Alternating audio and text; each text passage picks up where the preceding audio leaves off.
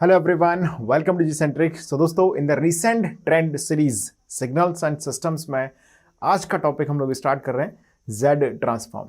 सो देखेंगे recent years में Z transform पर किस तरह के क्वेश्चंस फ्रेम किए गए हैं, particularly electronics, electrical, instrumentation last 3 years में क्या पैटर्न फॉलो जनरली किया गया है. सो अगर हम topic wise again Z transform की बात करें तो ये भी लाप्लास ट्रांसफॉर्म जैसा ही इंपॉर्टेंट टॉपिक है. ओके, इजी टू मॉडरेट और बहुत रेयरली इस पर डिफिकल्ट क्वेश्चन भी फ्रेम किए गए हैं कई बार. ओके, सो जो most of the common scenario है इस टॉपिक का वो ये है कि ये इंपॉर्टेंट टॉपिक है, पहली चीज़. दूसरी बात, इसके अंदर इजी टू मॉडरेट लेवल के क्वेश्चंस भी फ्रेम होते हैं. ओके, वेरी इजी तो नहीं बोल सकते लेकिन easy to moderate generally. Some time 1-2 बार डिफिकल्ट क्वेश्चन भी इसमें फ्रेम किए गए हैं. चलिए तो सॉल्व करते हैं क्वेश्चंस को, then we will realise them कि किस तरह के क्वेश्चंस का लेवल जनरली रखा गया है in the particular years. So दोस्तों स्टार्ट करते हैं Z ट्रांसफॉर्म में from the very first question. So this question was asked in the GATE electrical engineering paper in 2020. 2020 double में ये क्वेश्चन पूछा गया था. Let's read this question. Consider a signal xn is equal to 1/2 to the power n 1 into n. Okay, where 1n is equal to 0 for n less than 0 and 1n is equal to 1 for n is greater than and equal to 0. Okay, the Z transform of xn minus k greater than 0 is z power minus k upon 1 minus 1/2 z inverse with reason of convergence being. आपको यहां पर इसका region of convergence यहां पर define करना है, यानी कि इसका ROC क्या होगा ये आपको बताना है. So 4 options definitely provide किए गए. Magnitude of Z is less than 1/2, greater than 1/2, less than 2 and greater than 2. So these are 4 different possible reason of convergence. Those are provided here. Okay. So सबसे पहले इस question को जल्दी से आप note करें, फटाफट इस क्वेश्चन को नोट कर लीजिएगा. Now let us try this question. चलिए सबसे नोट कर लिया और एक बार आप चाहें तो इस क्वेश्चन को बिल्कुल ट्राई कीजिएगा. Now I'm going to solve this question for you. See, सबसे पहले हमें अगर ये यहाँ पर 1n equal to 0 for n less than 0 mention किया गया है, 1n equal to 0 for n less than 0, okay, and this 1n equal to 1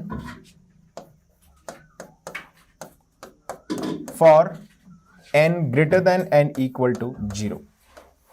so guys basically आपको ये जो सिग्नल प्रोवाइड किया गया है ये यूनिट स्टेप सिग्नल है. Actually this is what unit step signal in discrete sense. Just लिखने का तरीका इन्होंने बदल दिया है. यूनिट स्टेप सिग्नल आपको दिया गया है, यानी कि जो सिग्नल हमें दिया गया है xn वो है एक्चुअली जो xn है वो ये है 1/2 to the power n un. Okay, अब ये थोड़ा सा हमें एक प्रॉपर वे में रिप्रेजेंटेशन दिखने लग गया, हालांकि ये वही बात है जो यहां पर मेंशन किया गया. द Z ट्रांसफॉर्म आपसे पूछा गया x of n minus k का, जो कि ये मेंशन किया गया है z to power minus k upon 1 minus 1/2 z inverse, और आपसे ROC इसका पूछ लिया गया. ये बात समझ में आ गई सभी को. सबसे पहले अगर हम यहां पर इसको नोटिस करके चलते हैं, xn को जो हमें दिया गया है इसका Z ट्रांसफॉर्म क्या होगा दोस्तों.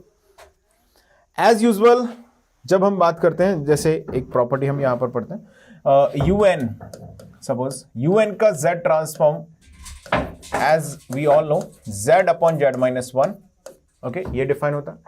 अब इसी में अगर हम किसी कांस्टेंट जैसे a to the power n को अगर हम मल्टीप्लाई कर दें और एक्सक्यूज मी ROC यहां पर क्या होगा, R greater than 1 होगा. राइट साइड सिग्नल है UN और इसका रीजन ऑफ कन्वर्जेंस होगा that will be bounded by the unit circle and outward directed. कैसे होगा, आउटवर्ड डायरेक्टेड होगा. क्लियर है सभी को. चलिए अब हम यहां पर अगर लाइक मैंने लिखा a to the power n un, ये स्टैंडर्ड फॉर्मूले हैं, डिस्कशन हम कर चुके हैं. इसे हम बोलते हैं मल्टीप्लीकेशन बाय एक्सपोनेंशियल प्रॉपर्टी. सो आपकी अंडरस्टैंडिंग के पॉइंट ऑफ व्यू से मैं इसको यहां पर एक्सप्लेन कर रहा हूं दोबारा से. a to the power n un, तो यहां पर आ जाएगा दोस्तों ये z upon z minus a, यहां पर आ जाएगा. और this time the region of convergence become z upon a greater than 1. जब भी हम a to the power n even लिखते हैं तो जो z है वो z अपॉन a से रिप्लेस हो जाता है, यानी कि un के अंदर जो z है ना उसको z अपॉन a से रिप्लेस करो, क्या होगा, यहाँ पर आएगा z upon a divided by z upon a minus 1, rearrange करेंगे तो ये आ जाएगा z upon z minus a, यहाँ पर आ जाएगा। और रीजन ऑफ कन्वर्जेंस आएगा दोस्तों r greater then a, r greater then a आ जाएगा यहाँ पर रीजन ऑफ कन्वर्जेंस। इतनी बात समझ में आ गई सभी को। अब आपसे इसमें पूछा गया है जो x of n minus k है, जिसकी k ग्रेटर देन 0 वैल्यू रखी गई है, इसके लिए z ट्रांसफॉर्म ये है, आपको ROC इसमें बताना है। तो पहले अगर मैं इसके लिए लिखना चाहूँ जस्ट तो z ट्रांसफॉर्म इसके लिए क्या हो गया है, इसके लिए आएगा z upon z minus a, यानी कि 1/2 ये होगा। ओके, अगर हम इसको थोड़ा सा रीअरेंज करके भी लिखना चाहें तो ऐसे भी लिख सकते हैं, जैसे मान लीजिए ये लिखा है z upon z minus a, z को आपने कॉमन ले लिया तो न्यूमरेटर डिनोमिनेटर से z कॉमन लेंगे तो ये बचेगा, तो हम ऐसे भी इसको लिख सकते हैं, that's also correct, in fact equally correct है। r ग्रेटर देन a पे ऐसे लिखा हमने। यहां से z अगर हम कॉमन ले लेते हैं दोस्तों तो ये आएगा 1 upon 1 minus 1 upon 2 z inverse, और ROC की बात अगर हम करें, रीजन ऑफ कन्वर्जेंस की अगर हम बात करें तो यहां पर आएगा r greater than 2, sorry 1/2, 1/2 is here ना, yes, r greater than 1 upon 2। ये जो सिग्नल हमें दिया गया xn वो ये है। अब इसमें देखिएगा जो सिग्नल आपको मेंशन किया है नेक्स्ट, उसमें टाइम शिफ्टिंग कर दी है किसी k वैल्यू से जो कि ग्रेटर देन 0 है। ओके, दैट्स ऑल, यही किया गया, k से इसे शिफ्ट किया गया और इसका ROC आपसे पूछा गया। तो दोस्तों हमने जो ओरिजिनल सिग्नल हमारे पास था उसका ROC हमने फाइंड यहां पर कर लिया है। ओके, अब जरा टाइम शिफ्टिंग प्रॉपर्टी की बात थोड़ी सी कर लेते हैं, ध्यान दीजिएगा। Time shifting property of Z transform.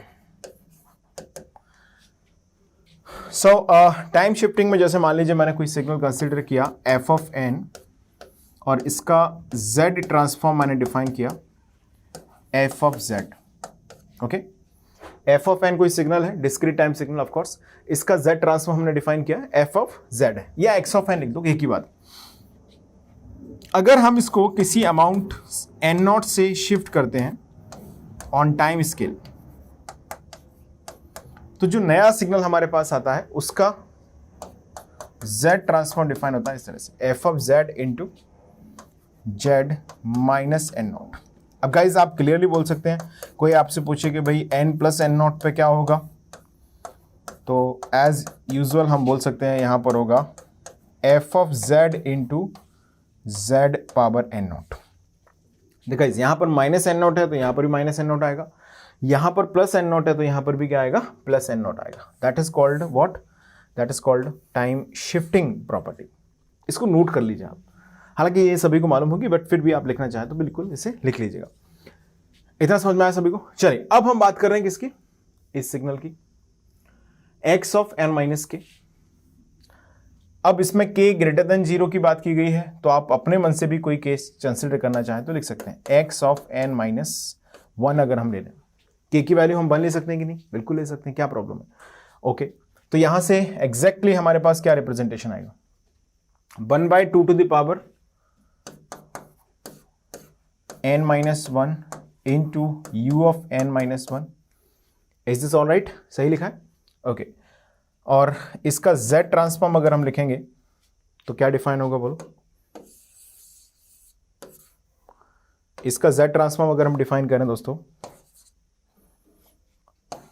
तो ये जो है हमारे पास ये जो फंक्शन लिखा है पहले से 1 upon 1 minus 1 upon 2 z inverse, इसमें हमने शिफ्टिंग करी है कितनी, n0 वैल्यू से, और n0 की वैल्यू कितनी है, 1 है, तो माइनस n0 एक्चुअली यहां पर है, तो यहां पर आ जाएगा सीधे z इनवर्स, z इनवर्स ये आ गया। ओके, अब आप एक चीज समझिएगा, इसमें अगर मैं इसको थोड़ा सा रीअरेंज करके लिखना चाहूं तो क्या लिख सकता हूं, देखो अगर हम यहां से z इनवर्स को कॉमन ले लेते हैं, तो z इनवर्स को अगर आपने कॉमन लिया, यहां से z इनवर्स बाहर आ गया, तो यहां से z इनवर्स कैंसिल हो गया तो बच गया, यहां पर है नहीं तो z इनवर्स डिवाइड हो गया, तो z माइनस 1 अपॉन 2 ही आ गया। इतना सही लिखा है हमने, करेक्शन चेक कीजिएगा, z माइनस 1 अपॉन 2 ये हो गया।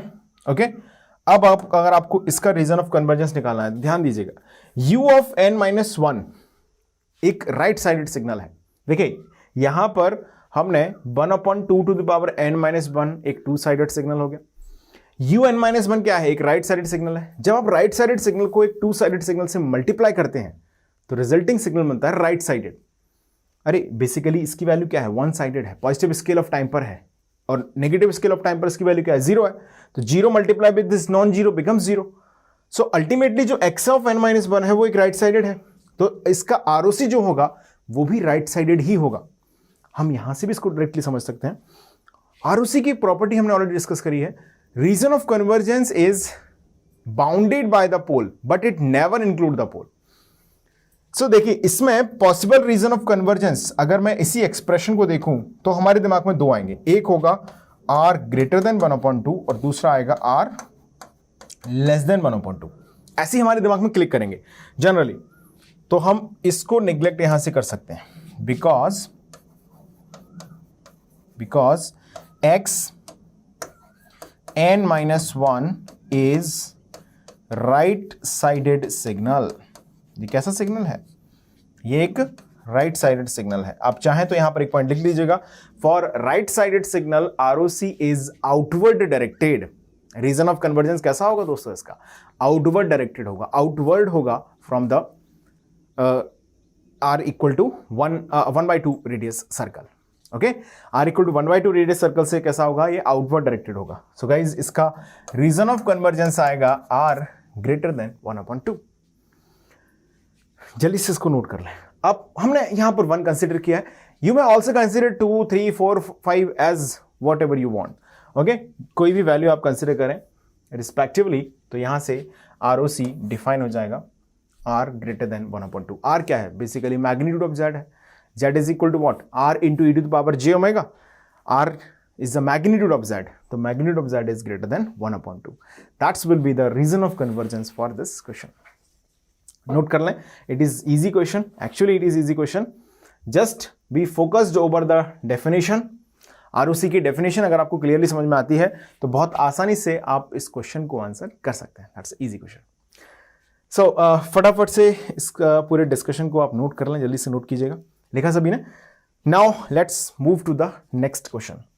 अंडरस्टूड सभी को? चलिए, so before that signal system आप स्टडी कर सकते हैं, कंप्लीट सिग्नल सिस्टम की स्टडी आप कर सकते हैं with Gcentric app, where fee structure is very much affordable for you. और मैंने बहुत डिटेल में सिग्नल सिस्टम को वेरी बेसिक से एडवांस लेवल तक वहां पर कवर किया। तो आप जिन लोगों ने अभी तक सिग्नल सिस्टम को प्रॉपरली नहीं पढ़ा है तो I would like to recommend them कि आप इस कोर्स को ज्वाइन करें।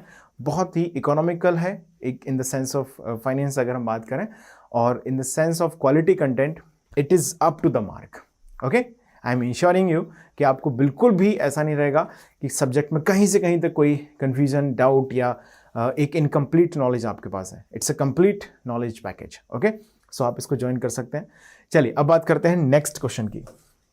Let's move to the next question, guys. This question was asked in the GATE electrical engineering paper in 2021. 2021 electrical में ये क्वेश्चन पूछा गया था।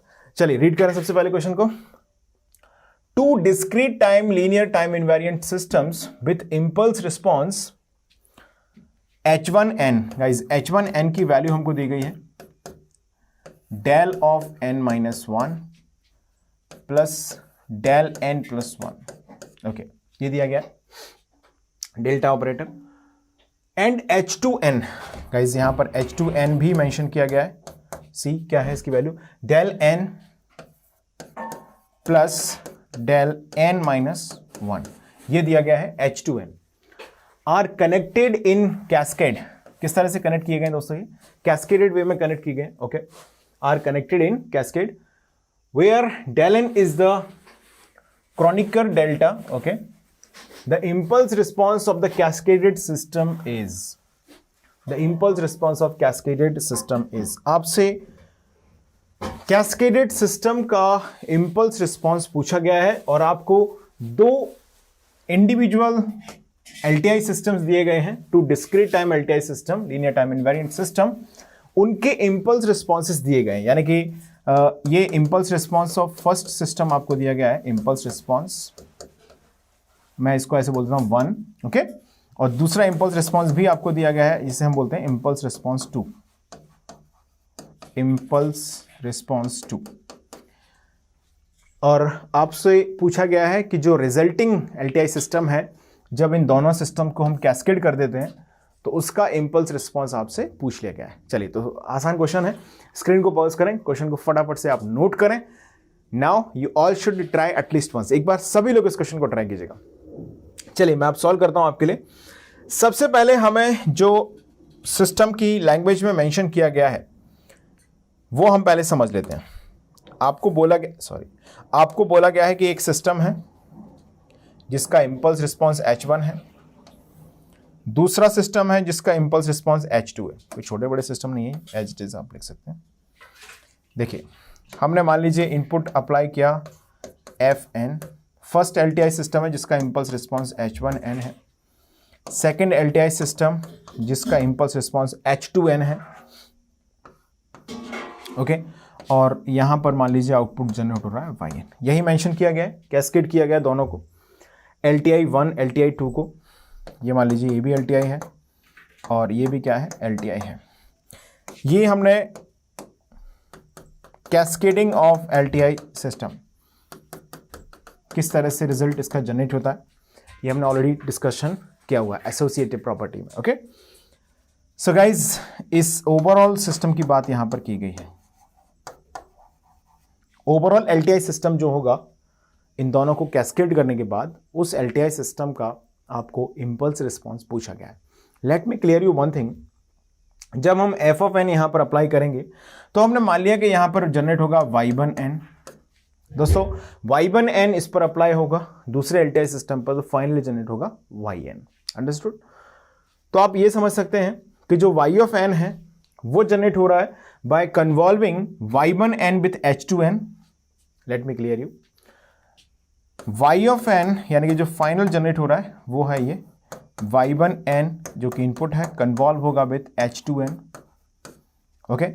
और दोस्तों, जो y1n जनरेट हो रहा है वो जनरेट हो रहा है f ऑफ n कन्वॉल्व हो रहा है with hn, with h1n। Listen, जब भी हम किसी LTI सिस्टम पर इनपुट भेजते हैं, देखिए कंटीन्यूअस टाइम LTI सिस्टम की कंपैरिजन की जाती है लाप्लास ट्रांसफॉर्म के साथ, और डिस्क्रीट टाइम LTI सिस्टम को एनालाइज किया जाता है with the concept of Z transform. तो यहां पर दोस्तों ये डिस्क्रीट टाइम LTI सिस्टम की बात इसमें की गई है। बहुत आसान क्वेश्चन है, मैं थोड़ा सा आपको जो कॉन्सेप्ट है कैस्केडिंग का वो भी आपको यहां पर कन्वे कर रहा हूं, इसलिए हम इतना समझ रहे हैं, अदरवाइज ये बहुत ईजिली हम इस क्वेश्चन को आंसर कर सकते हैं। पहले समझ लीजिएगा, then we will go ahead guys. So हमारे पास y1n ये है। सो आप जानते हैं जो भी इनपुट हम भेजेंगे Fn मान लीजिए, तो इसका इंपल्स रिस्पॉन्स H1n दिया है, तो रिस्पॉन्स जो आएगा वो इसका और इसका कॉन्वोल्यूशन होगा। इसी तरीके से सेकंड सिस्टम के लिए ये इनपुट है, ये इंपल्स रिस्पॉन्स है, तो yn क्या आएगा, convolution of y1n with H2n, okay. y1n क्या आएगा, convolution of Fn with H1n। Understood? इतनी बात समझ में आ गई है, ओके। अब अगर मैं इस y1 की वैल्यू इसमें रख दूं तो yn इक्वल टू हो जाएगा this Fn convolve with H1n convolve with H2n। क्या हम इसको ऐसे लिख सकते हैं? Exactly, okay. अब yn को आप अगर लिखना चाहें तो ऐसे भी लिख सकते हैं, f of n getting convolve with this bracket H1n H2n। अब मैं इस कंप्लीट सिस्टम को एक सिंगल सिस्टम से रिप्लेस कर रहा हूं, जिसका इनपुट हो गया है F1, इनपुट हमने किया Fn apply on this system, okay. और ये मान लीजिए सिस्टम का ब्लॉक हो गया, जिसका इंपल्स रिस्पॉन्स है Hn, और हमने आउटपुट जनरेट किया है Yn। This is what, this is LTI system. So guys, Yn की जो वैल्यू है वो क्या हो गई, Fn convolving with Hn, that's Yn। So listen, क्या हम इसको ऐसे समझ सकते हैं, this Fn is getting convolve with Hn, so Hn is equal to what guys, Hn equal to H1n convolve with H2n। सीधा बात यह है कि जो कैस्केडिंग है उसका रिजल्ट डिफाइन करता है convolution of individual impulse responses, यानी कि जो कैस्केडेड सिस्टम बना है उसका ओवरऑल इंपल्स रिस्पॉन्स क्या होगा, इन दोनों के इंडिविजुअल इंपल्स रिस्पॉन्सेस का कॉन्वोल्यूशन होगा। That's the thing that I want to convey. Okay, जल्दी से इसको पूरे कॉन्सेप्ट को नोट कर लें आप। यहां से हमने एनालाइज करना शुरू किया, कैस्केडिंग किया, इसका इक्विवेलेंट ब्लॉक हमने ये लिखा सिंगल सिस्टम, इसका रिस्पॉन्स ये आया है, इसका रिस्पॉन्स एक एक करके नोट करो, पहले इसको लिखा हो, इतना लिखिए यहां तक, इसको भी लिख लें। अब हमारे पास पूरी स्टोरी का जो मोरल है वो ये है, कंप्लीट ऑब्जर्वेशन जो है वो ये है।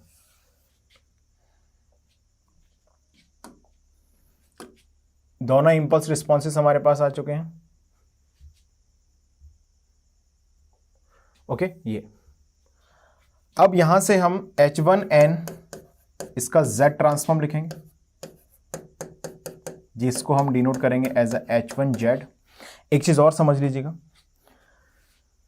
हमने यहां पर डिफाइन किया Hn equal to H1n convolve with H2n। अगर मैं इसका Z ट्रांसफॉर्म लिखूं,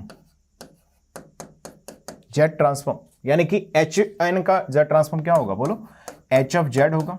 exactly H1n convolve with H2n, इसे हम लिखेंगे convolution in the time domain. देखिए ये बिल्कुल लाप्लास ट्रांसफॉर्म जैसी बात है। Convolution in time domain makes multiplication in the Laplace domain. Similarly यहां पर भी हम बोलते हैं convolution in time domain makes multiplication is in the Z domain. Z domain में क्या होगा दोस्तों, इसका मल्टीप्लीकेशन होगा, H1Z into H2Z, that is H of Z। इतनी बात समझ ली। ओके, सो H1Z और इसको हम लिखेंगे H2n, that is equal to H2 of Z। Okay, चलिए सबसे पहले हमें यहां पर समझना है टाइम शिफ्टिंग प्रॉपर्टी।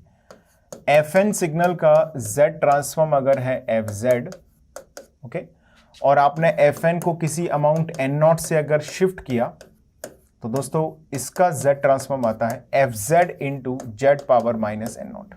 ध्यान दीजिएगा यहां पर माइनस है तो यहां पर भी माइनस आएगा। ये प्रॉपर्टीज हैं, ज्यादा से ज्यादा हम इनको डिराइव करके देख सकते हैं, आपको याद तो करनी ही पड़ेंगी। एग्जाम हॉल में इतना टाइम नहीं होता कि हम इनको डिराइव करें। समझने के लिए एक बार करना चाहें तो भी कर भी सकते हैं, बट अल्टीमेटली आपको इनको माइंड में रखना पड़ेगा। देखिए f of z into Z power plus n0, इतना हमने लिखा, इसको नोट करें पहले आप। अब जो इंपल्स सिग्नल है डेल n, गाइज इसका Z ट्रांसफॉर्म होता है 1। कितना होता है, 1, और इसका ROC होता है इंटायर Z प्लेन।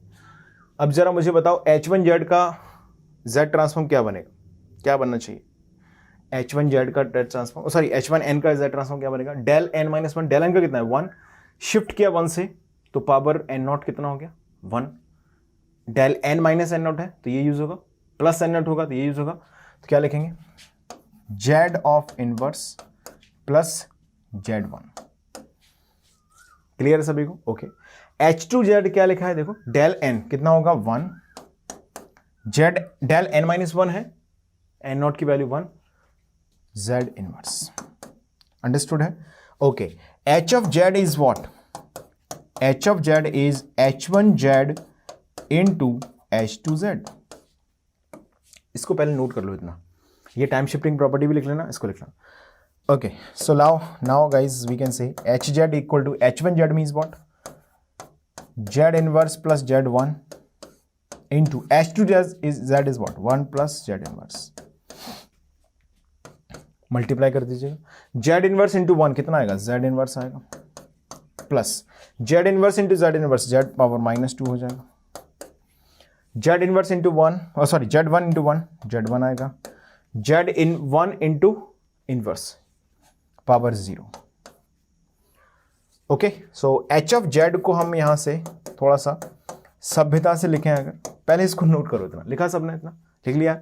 चलिए अब थोड़ा सा सभ्यता से लिखते हैं, तो क्या बनेगा, 1 प्लस, या ऐसे लिखते हैं Z plus 1 plus Z inverse plus Z minus 2।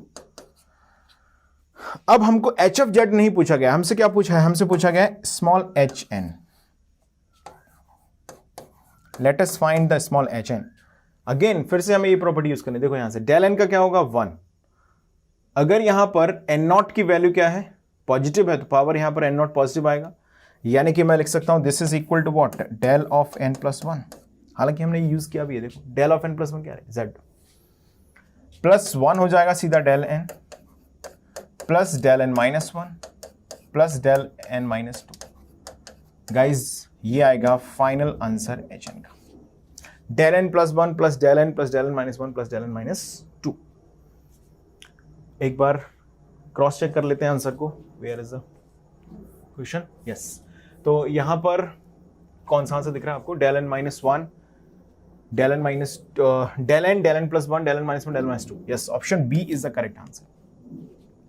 मैंने इस क्वेश्चन को Z ट्रांसफॉर्म के कॉन्सेप्ट से किया है गाइस। आप इसी क्वेश्चन को सिंपल LTI के कॉन्वोल्यूशन फॉर्मूले से भी कर सकते हैं, उससे भी आंसर आ जाएगा, एक बार में आंसर आ जाएगा। चलो उसे थोड़ा सा मैं बताता हूं आपको, पहले इसको नोट करो और आंसर आपको समझ में आ गया होगा। यहां तक लिखा सभी ने, चलिए आगे बढ़ सकते हैं। इतना नोट कर लिया है, फाइनल आंसर भी आ गया। चलिए अब बात करते हैं थोड़ा सा हम अगर इसी क्वेश्चन को अदर मेथड से करते तो कैसे होता। सी देखिए, मान लीजिए मैं आपको इसी क्वेश्चन को LTI सिस्टम वाला जो मेथड है उससे करा दूं, कॉन्वोल्यूशन से, तो आपको कुछ फॉर्मूले याद रखने होंगे जो कि हम ऑलरेडी जानते हैं पहले से। क्या है पहला फॉर्मूला, देखिए del n convolve with del n gives del n. Impulse signal को कन्वॉल्व कराया जाए इंपल्स के साथ तो आता है इम्पल्स। अगर इसको शिफ्टेड वर्जन यानी कि n माइनस n1 के साथ कन्वॉल्व किया जाए तो ये शिफ्टेड वर्जन जनरेट कर देता है ऑफ द सेम वैल्यू। अगर मान लीजिए मैं आपसे बोलूं n minus n1 convolve with del of n minus n0, तो यहां पर जनरेट होता है दोस्तों del of n minus n0 plus n1।